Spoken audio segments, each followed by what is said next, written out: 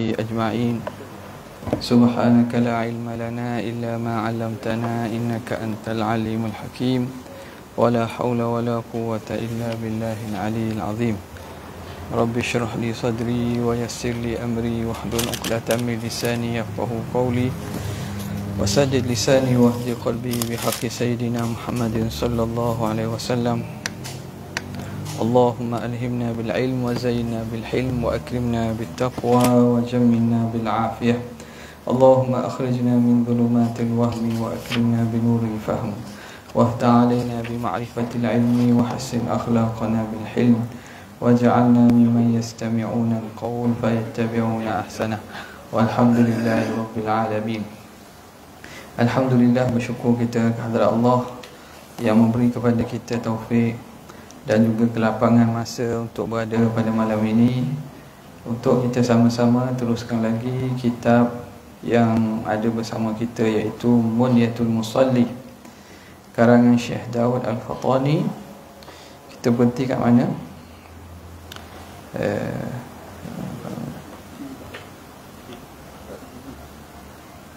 Ja'alana Allah.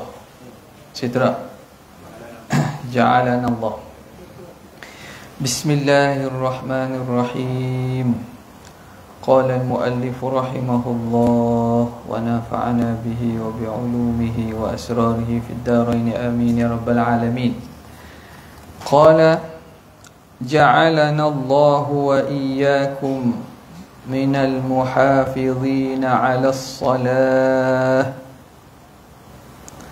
المقيمين لها الخاشعين فيها الدائمين عليها فبذلك أمر الله عباده المؤمنين في كتابه وبه وصفهم فقال حافظوا على الصلوات والصلاة الوسطى وقوموا لله القانتين وقوموا لله قانتين. Kata pengarang, maka menjadikan kami Allah Subhanahu wa ta'ala dan akan kamu daripada orang yang memeliharakan atas sembahyang yang 5 waktu dan orang yang mukim bagi sembahyang, yakni mendirikan dan memeliharakan dia, lagi orang yang khusyuk padanya, yakni tetap hatinya dan anggotanya, hati dan anggotanya di dalam sembahyang, lagi yang mengekalkan atas sembahyang, yakni tiap-tiap sudah sembahyang mencita ia hendak mengerjakan sembahyang yang keduanya, demikianlah selama-lamanya. Maka dengan demikian itulah menyuruh Allah Subhanahu wa ta'ala akan segala hambanya yang mukmin di dalam kitabnya, dan dengan dia dengan dia memberikan sifat mereka itu, maka firman, peliharakan oleh kamu hai orang mukmin atas sembahyang yang 5 waktu, dan peliharakan sembahyang wusta, dan berdiri kamu bagi Allah Subhanahu wa ta'ala, mengerjakan kamu akan taat. Maka berkehendak dengan selawat itu, iaitu sembahyang fardu yang 5 waktu. Okey, di situ. Bismillahirrahmanirrahim. Di sini pengarang menutup dengan doa lah pada muqaddimah ini. Dia cerita tentang kelebihan sembahyang. Kemudian setelah itu, kedudukan sembahyang ini satu perkara yang sangat besar dalam agama. Umpama badan manusia itu, sembahyang tu kepala. Tak ada kepala, badan tak ada apa-apa. Badan tidak akan hidup. Dan setelah daripada itu, pengarang mendoakan untuk kita dan juga untuk beliau. Apa dia? ja'alanallah, moga, maka menjadikan kami oleh Allah, menjadikan kami Allah, yakni oleh Allah. Moga-moga Allah menjadikan kepada kami. Kalau struktur ayat bahasa Arab ni dia guna fi'il madhi, makna telah menjadi, tapi di sini dia pada maqam doa. Guna fi'il madhi tapi maknanya makna ad-du'a, pohon. Jadi dia memohon kepada Allah supaya menjadikan kami dan kamu. Ja'alana. Doa ni sayugia bila kita doa benda baik, terutamanya bagi tok imam. Tok imam yang mengimamkan sembahyang, maka dia kena doa tu biar umum. Doa biar umum. Lepas pada sembahyang, doa biar umum. Ada pun wirid-wirid yang datang dengan lafaz khusus. Ada setengah daripada wirid, contohnya lafaz datang dengan lafaz tersebut dan disuruh setiap orang baca, maka hak tu yang paling afdal kekalkan dengan lafaz tersebut. Contoh apa? Contoh kalau dalam semayang, Rabbil firli warhamni wajburni. Tak imam tak itu kah? Rabbil firlana warhamna wajburna dalam semayang. Luar semayang, zikir-zikir, wirid-wirid yang datang dengan lafaz yang mana setiap orang dituntut untuk baca sendiri. Allahumma ajirni minan nar, Allahumma ajirni minan nar, Allahumma ajirni minan nar. Yang kita baca lepas ada semayang tu, yang paling aula ialah kekalkan dengan lafaz tu lah. Sebab apa? Sebab semua orang baca. Semua orang dituntut baca masing-masing. Ini dari segi keutamaan sahajalah. Nak baca ma'ajirna pun atau doa pun dia tidaklah salah. Itulah yang disebut oleh Imam Nawawi dalam kitab Al-Adhkar dia. Lafaz yang mana datang dengan disebut begitu dan semua dia tutup baca. Ada pun doa. Nabi SAW pesan, siapa yang mengimami suatu kaum, maka janganlah dia mengkhususkan doa untuk dirinya. Kalau tidak, dia itu mengkhianati jemaah-jemaah. Doa Rabbil far Allahumma ighfir lana, Allahumma ighfirli warhamni waj'alni minat tawabin waj'alni minal mutatahhirin. Jadi kena tukar, ganti nama tu kepada ramai. Nampak ni? Okey. Jadi masalah kadang-kadang kalau dia hafal daripada teks, apa pada teks tu ikut betul. Kalau Tok Iman dia ada kemahiran bahasa Arab sikit, dia belajar bahasa Arab masuk sekolah agama sikit, dia boleh ubah daripada ni kepada na, daripada li kepada lana dan seumpamanya. Okey. Jadi di sini dia kata menjadikan kami oleh Allah Subhanahu wa ta'ala dan akan kamu. Dan untuk kita juga musannif doa ini, semoga-moga Allah Ta'ala menjadikan kita daripada orang yang memelihara akan atas sembahyang yang 5 waktu. Okey. Rabbi ja'alni muqimas salati wa min dhurriyyati Rabbana wa taqabbal du'a. Doa Nabi Ibrahim dalam sembahyang dalam Quran kan. Rabbi ja'alni muqimas salati wa min dhurriyyati Rabbana wa taqabbal du'a. Itu ayat Quran. Jadi Nabi Ibrahim berdoa kepada diri dia dan anak-anak cucu dia supaya apa? Dijadikan di kalangan orang yang menegakkan dan mengekalkan di atas sembahyang. Okay, kalau kita nak ambil, tukarlah mana yang perlu. Rabbi ja'alna muqimis salati wa min dzurriyyatina, atau wa min dzurriyyatina pun boleh. Okey. Jadi di sini minta supaya memelihara, jadikan kita di kalangan orang yang memelihara akan sembahyang 5 waktu. Pelihara sembahyang makna tidak tinggal. As-salah ala waqtiha atau fi waqtiha, sembahyang dalam waktu. Itu makna pelihara tu. Satu. Dan lagi apa makna pelihara tu? Dan orang yang mukim bagi sembahyang. Tu muqiminas salah. Minal hafizin. Minal hafizin. Hafizin. Tadi terjemah pada hafizin. Hafizin ni makna pelihara sembahyang. Pelihara sembahyang makna dia tidak lalai dan tidak tinggalkan sembahyang. Nampak? Lepas tu qaimin pula, bukan pelihara sembahyang saja, lagi sifat qaim. Qaim ni lagi dalam makna dia. Ni daripada mimbab, dia panggil apa? Hafizin, pelihara. Qaimi dalam tu ada makna pelihara dan ziyadah.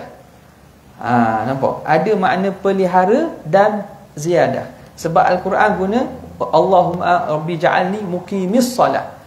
Iqamatis salah tu, dalam makna iqamatis salah ada dalam tu makna muhafazah ala salah.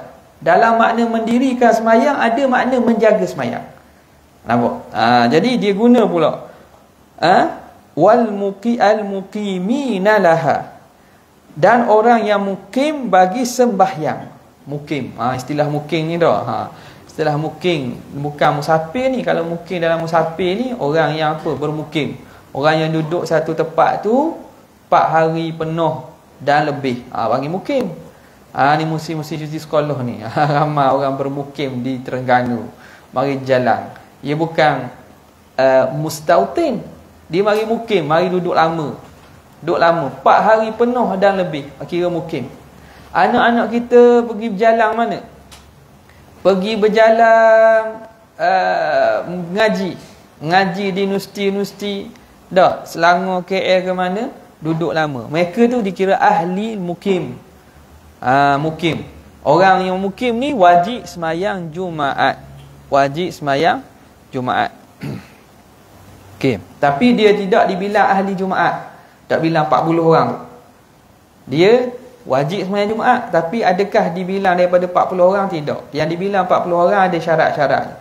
Mustautin. Ada pun mukim wajib sembahyang Jumaat. Kita nak pergi Kuala Lumpur, nak pergi lama, rumah cucu kita, rumah anak kita, kata nak duduk seminggu. Duduk seminggu. Mana 4 hari penuh dah lebih.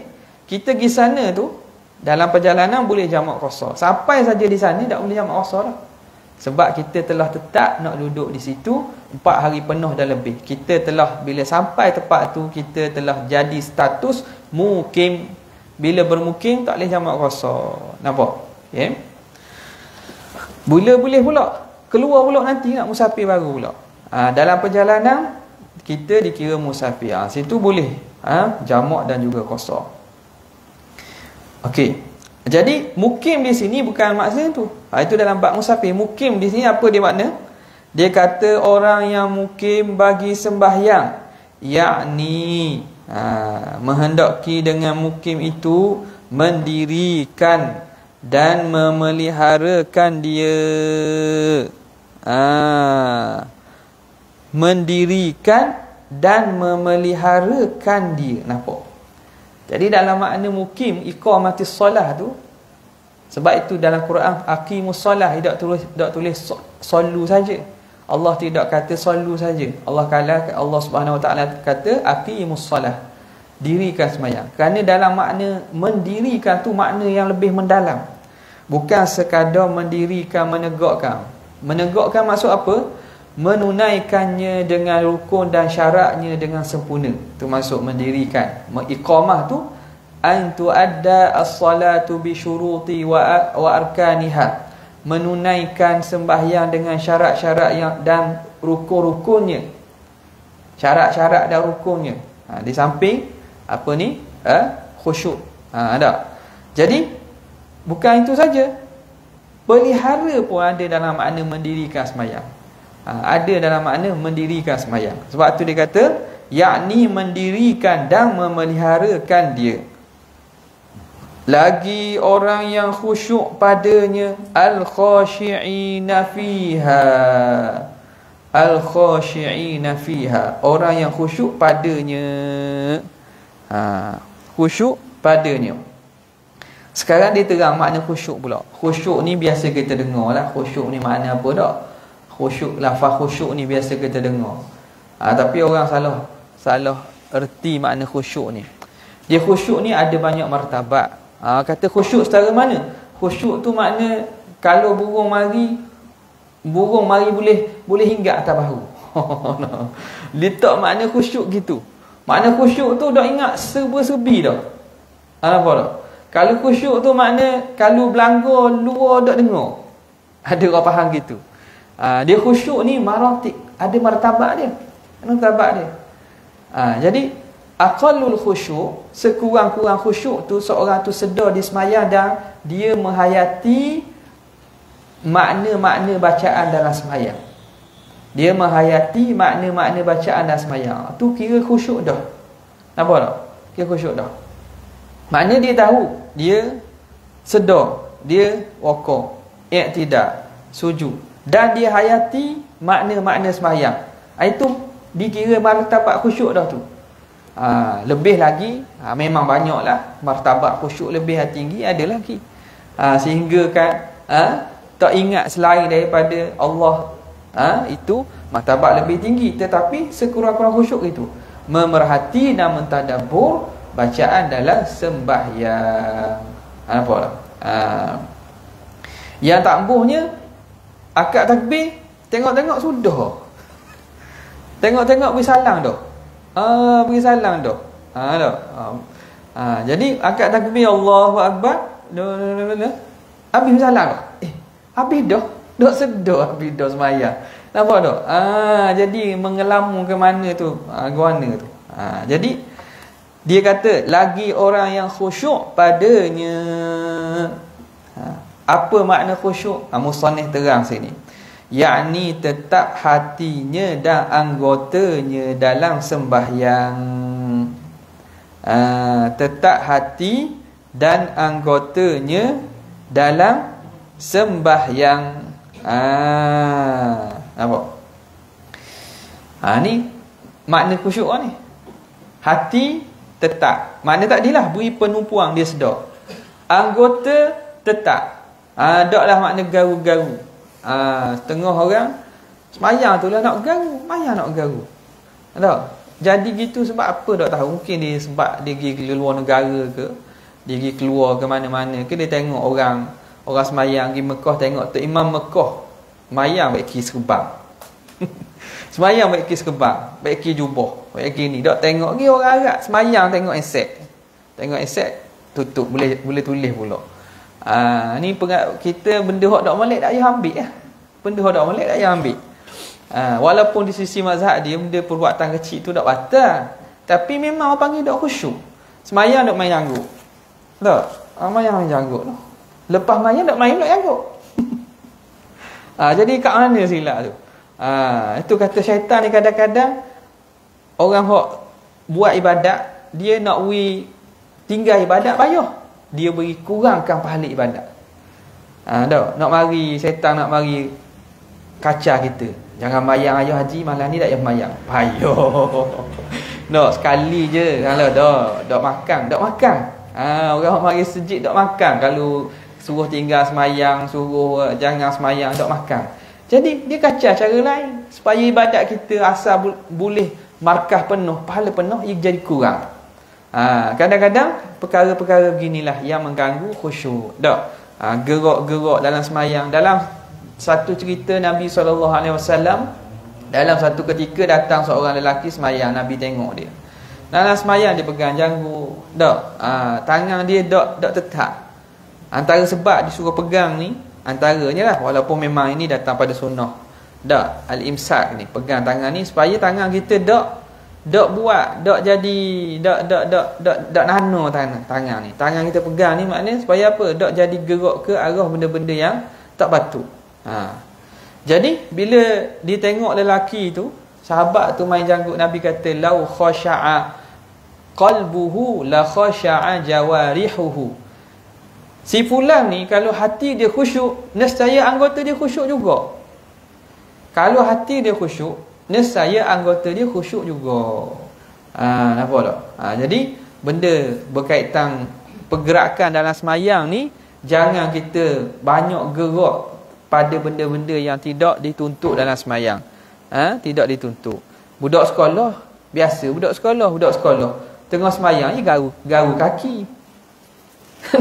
Budak sekolah ni tok ke budak. Tengah semayang garu lagi. Ayah budak, mak budak. Jadi koma, bahasa kita kata koma. Jadi kualiti semayang tu biar kita ada peningkatan semua. Okey. Kalau garu dah boleh garu dak kalau gatal. Bukan dak boleh garu. Nanti kita akan belajar ni. Mana pergerakan-pergerakan yang tidak membatalkan pergerakan bateri ke mana? Tak. Bateri ke tak? Mana pergerakan yang boleh kita kata membatalkan, mana yang dibenarkan. Kalau gatal perlu pada garu. Boleh. Tapi bukan makna garu sokmo ke mana. Tak. Tapi benda itu ada kita kata disebut oleh para ulama. Kata kita perlu garu, tak apa, boleh garu, tapi dengan cara kena. Kalau garu tak kena, jadi batal semayang. Garu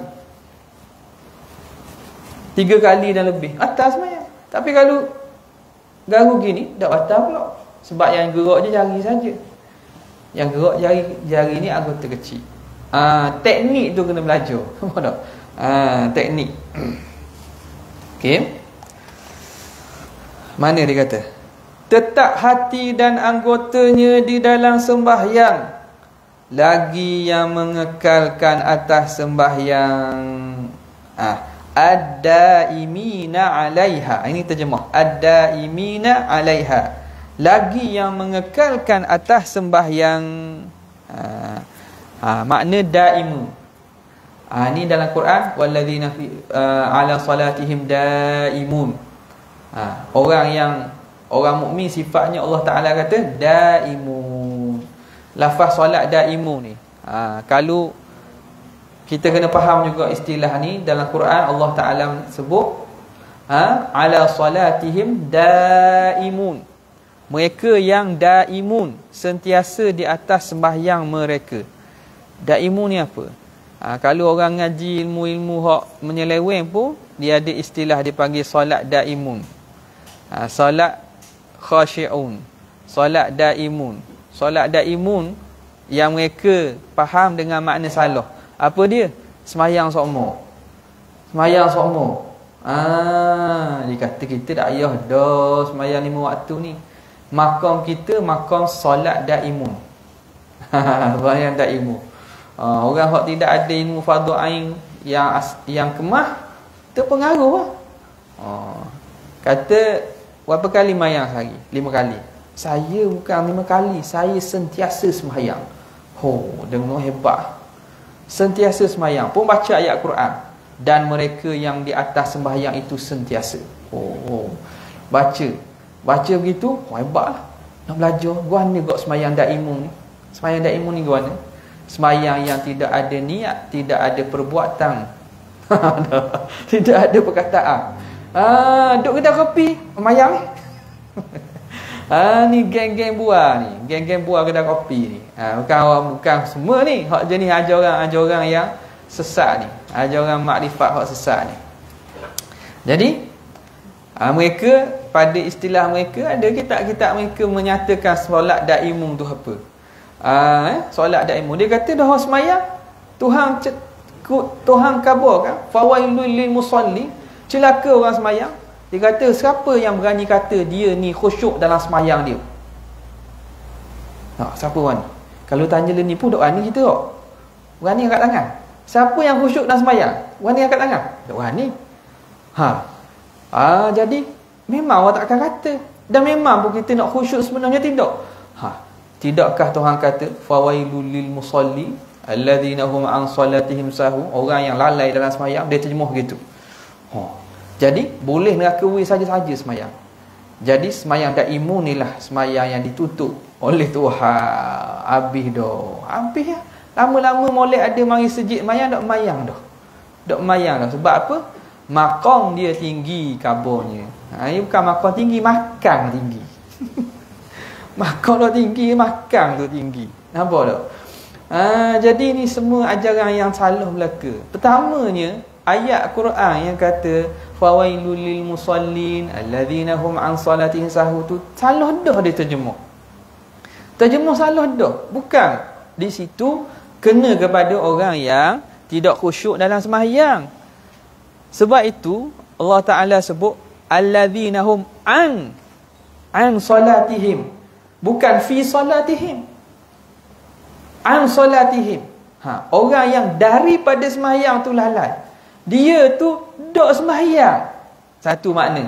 Ataupun sembahyang luar pada waktu. Bukan an fi solatihim. Sebab itu ulama salah kata kalaulah Tuhan kata fi solatihim, nescaya kita semua termasuk dalam ancaman ni. Tapi nasib baik Tuhan kata an solatihim. Orang yang lalai daripada, bukan lalai dalam sembahyang. Lalai daripada sembahyang dengan maksud sembahyang ni dah ambil cara. Siapa dak sembahyang ada, siapa sembahyang kalau sembahyang pun luar waktu. Itu maksud dia. Jadi situ salah dah tu. Tapi mana orang tahu. Bila baca dengar ayat tu comel dah kena dengan tafsiran sebab dak tahu makna-makna dalam bahasa Arab ni. Apa? Kemudian diterjemahkan solat daimun tu makna sembahyang sokmo. Dak. Aqimis solata li dzikri, dirikan sembahyang untuk ingat aku. Tiba-tiba kita sembahyang kita dah ingat dia, maka kita mendapat celaka. Tengok. Jadi baiklah golongan dia kata dok sembahyang dok dapat celaka, dok dapat neraka. Orang sembahyang dapat neraka. Dia dok sembahyang cara ni dok dapat neraka. Bahkan di sembahyang daim. Nampak? Ini semua pemahaman salah. Kita kena kabur benda gini sebab apa? Sebab benda ini zaman sekarang ni pengajaran begini, dulu nak mengaji ini payah. Ia nusuk-nusuk hujung-hujung kampung, tengah-tengah malam, pukul 12, pukul 1 baru ada orang ngajar. Ataupun bawa kedai-kedai kopi gitulah. Tapi zaman sekarang ni boleh cari je di internet, di YouTube. Banyak sangat yang bawa pemahaman salah. Sebab itu kita cover ni tujuan apa? Supaya boleh kenal. Lepas tu kita dengar pelik-pelik anak-anak kita buat itu, kita potong terus. Nampak tak? Kalau tidak ni bahaya. Pahaman begini akan menyebabkan tinggal kefarduan dalam agama. Mula-mula dak semayang, lepas tu dak puasa. Haji asal kira dah dak haji dah sini. Dak haji dah Mekah tu dak payah dak.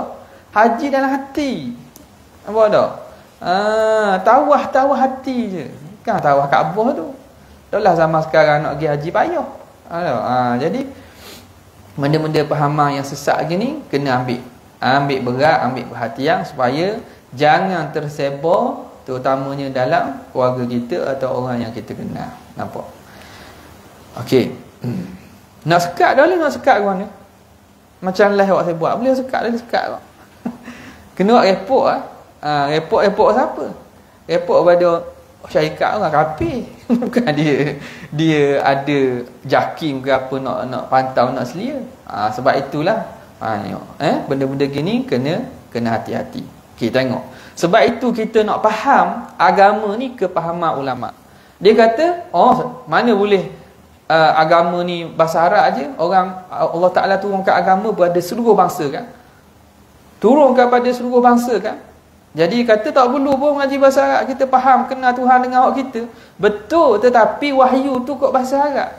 Maka orang yang lebih faham kehendak wahyu tu siapa?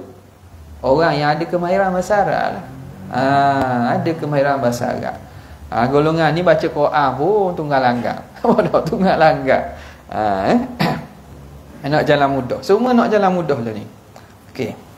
Jadi kan itulah pemahaman bagi Al-Quran dan hadis tu melalui pemahaman para ulama. Bukan faham-faham kita sendiri, kita rasa-rasa sendiri, reka-reka sendiri. Okey, tengok. Dia kata dalam sembahyang, lagi yang mengekal atas sembahyang. Apa makna? Ini nak terjemah kepada ad-daimina 'alaiha. Nak terjemah apa dia? Yakni menghendaki oleh dia dengan mengekalkan atas sembahyang itu, tiap-tiap sudah sembahyang mencita ia hendak mengerjakan sembahyang yang kedua. Demikianlah selama-lamanya. Tu makna daimun. Makna daimun ni ialah makna asal, makna buat sembahyang sokmo satu. Tapi ini nak merujuk kepada apa? Kepada kelebihan yang datang warid dalam beberapa riwayat. Orang yang sentiasa dia lepas selesai sembahyang, dia niat nak sembahyang lagi, nak sembahyang lagi. Kita kali lepas sembahyang garis adik, lepas habis sembahyang bercita-cita biar dah sembahyang isyak. Nampak? Bercita-cita lepas sembahyang isyak biar bangun subuh esok sembahyang subuh. Bercita-cita lepas sembahyang subuh biar dah sembahyang zuhur. Ni. Jadi orang sini datang dalam hadis itu Nabi kata siapa yang datang ke masjid, contohnya dia sembahyang dan dia tidak lam yuhaddith, dengan makna tidak berhadas dan tidak buat perkara selain yang maknanya menyebabkan lain daripada maksud sembahyang atau seumpamanya. Dia lepas satu sembahyang, dia mencita-citakan sembahyang yang kedua, maka sepanjang-panjang dia berada dalam waktu itu dia ditulis di kalangan orang sembahyang. Nampak? Kita mari masuk masjid, niat iktikaf tadi. Lepas sembahyang maghrib, kita nak tunggu sembahyang isyak. Siapa yang duduk selesai satu solat dan menunggu solat satu lagi, maka sepanjang-panjang masa dia tunggu tu, dia tulis seumpama pahala orang sembahyang. Walaupun tak sembahyang. Kalau sembahyang, tu pahala sembahyang sungguh lah. Ni pahala seumpama orang sembahyang. Sepanjang-panjang dia menunggu solat satu lagi. Jadi kalau dia menunggu, sentiasa menunggu solat satu lagi, tidakkah dia dianggap seorang yang mengekali dan sentiasa dalam keadaan sembahyang? Itu maksud tu. Nampak? Jadi ini nak merujuk penafsiran ni berdasarkan riwayat hadis yang menyatakan seorang yang datang lalu dia sembahyang dan dia menunggu, duduk di dalam masjid dan seumpamanya menunggu sembahyang satu lagi, maka sepanjang dia tunggu tu dia ditulis umpama pahala orang yang sembahyang. Pahala orang sembahyang. Nampak? Sebab itu dia kata yakni tiap-tiap sudah sembahyang mencita ia hendak mengerjakan sembahyang yang keduanya, maka dia seakan sembahyang. Demikianlah selama-lamanya. Bila sokmo dia niat gitu, maka tidakkah dia mendapat pahala seumpama orang yang mengekali sembahyang? Nampak? Jadi bila kita faham dengan makna betul, tak salah pun. Dia tidak akan salah dengan syariat. Okey. Maka dengan demikian itulah menyuruh Allah Subhanahu wa taala akan segala hamba-Nya yang mukmin di dalam kitabnya. Ni kata pengarang, fabidzalika amarallahu ibadahul mu'minina fi kitabih.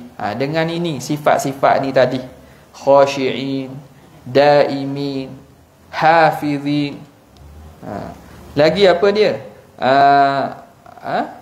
Sifat-sifat yang lain lagi lah Allah Ta'ala sebut dalam sembahyang dan dalam hadis. Dengan itulah Allah Ta'ala menyebut, Allah Ta'ala menyuruh akan segala hamba-Nya yang mukmin di dalam kitabnya. Dan dengan dia memberikan sifat mereka itu, dan inilah Tuhan sebut, walladzina hum ala salatihim daimun, hafizun. Tuhan sifatkan ciri orang mukmin ni dengan sifat-sifat tersebut. Maka firman,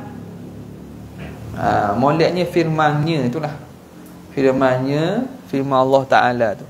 Firmannya dalam hak ni guna tu, firmannya tak ada, firman saja, firmannya. Maka firmannya Allah Subhanahu wa Ta'ala, apa Allah Ta'ala kata, ni dia terjemah terus dah ni, terjemah terus bagi ayat surah Baqarah, hafizu 'alas salawati was salatil wusta wa qumu lillahi qanitin. Firmannya, peliharakan oleh kamu hai orang mukminin atas sembahyang 5 waktu, dan peliharakan sembahyang wusta. Allah Ta'ala pesan apa? Supaya orang beriman ini memelihara, hafizu, jaga, pelihara as-salawat, semayang-semayang. Semayang-semayang mana? Semayang fardu lah. Kemudian was-salatil wusta, dan juga sembahyang pertengahan, semayang wusta. Wusta ni tengah, semayang pertengahan. Maka apa yang dimaksudkan semayang pertengahan ni? Dalam sini Allah Ta'ala mengatakan, peliharakan oleh kamu, hai orang mukmin, atas sembahyang yang 5 waktu, dan peliharakan sembahyang wusta. Apa ni sembahyang wusta? Khilaf di kalangan ulama. Pandangan yang paling kuat ialah sembahyang asar. Sembahyang asar. Sembahyang asar. Kerana dia duduk tengah antara 2 sembahyang pada waktu siang dan 2 sembahyang pada waktu malam. Maghrib, isyak malam, subuh, zuhur siang. Maka tengahnya ialah asar. Dan waktu asar ni memanglah waktu yang ramai orang lalai. Kalau budak-budak waktu main waktu main, main bola, main futsal, dah ingat apa semayang. Tak. Waktu apa lagi? Orang hak kerja pula waktu ni, kadang lajak-lajak garik. Kalau setengah tepat tu, kalau jam, waktu ni jam, kalau balik sebelum tu jam, kadang tak qada je. Dah kalau tiap-tiap hari qada, gua ni cerita. Tiap-tiap hari sepanjang bekerja 20 tahun, 30 tahun kerja, qada semua semayang asar, semayang maghrib. Kadang-kadang kena tengoklah tempat kita ni musim ni jam ni, orang cuti ni tak. Tapi tak ada lah teruk macam patah barak tu. Jadi kena susun kadang semayang ni. Sebab tu orang yang pelihara semayang ni akan susun.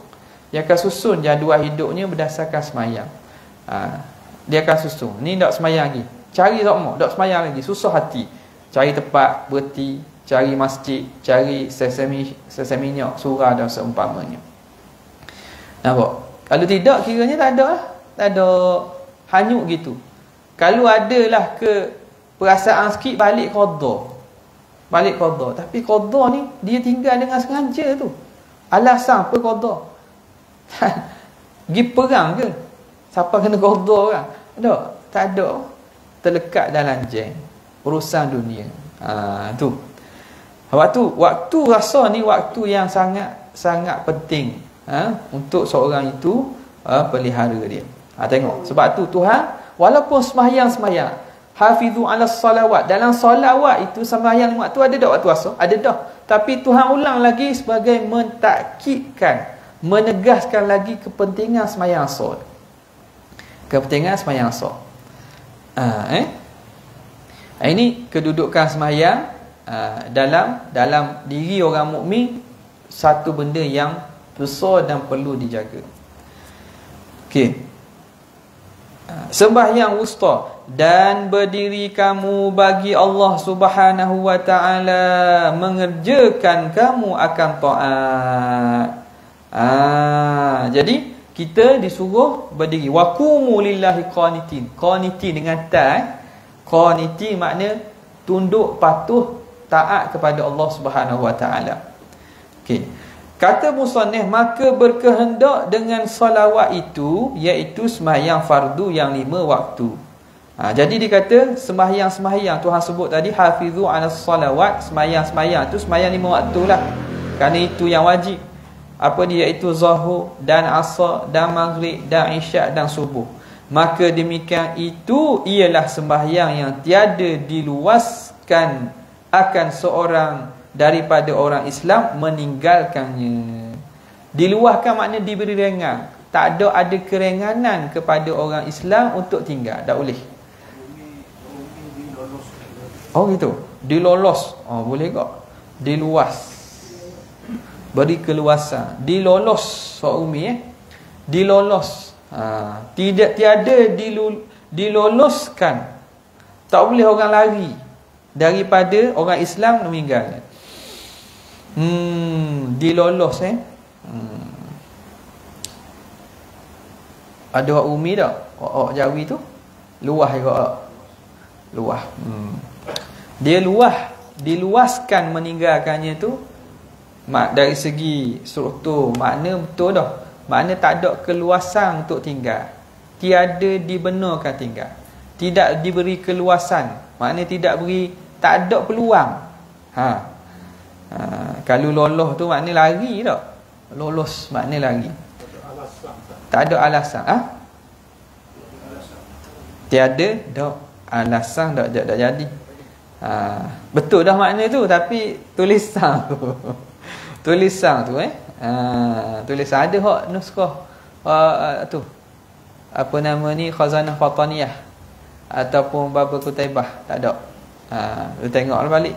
Tapi makna begitu. Tak ada peluang, tidak ada luas, tidak ada peluang untuk seseorang itu meninggalkan satu daripadanya. Pada satu kelakuan daripada segala kelakuannya.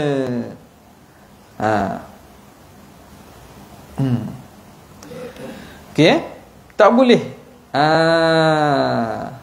Pada satu kelakuan daripada segala kelakuannya, selagi mana dia itu ada akal, dia itu mukallaf, tak boleh nak tinggal. Tak boleh tinggal. Tinggal langsung ni dah sibuk atau musafir ataupun sakit, dibenarkan rukhsah, tapi tinggal tak boleh. Atau tak ada luah untuk tinggal tu, tinggal tak boleh. Tinggal, orang tak berakal pun boleh tinggal. Ada pun dalam keadaan darurat, keadaan rukhsah seumpama itu, ada keringanan. Hak pak boleh jadi dua.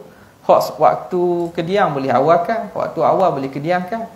Tu tak apa, tak tinggal. Yang tak ada tinggal, selagi mana ada taklif, tidak ada keluasan untuk meninggalkannya. Pada satu kelakuan daripada segala kelakuannya. Islam ada ia berakal, dan jikalau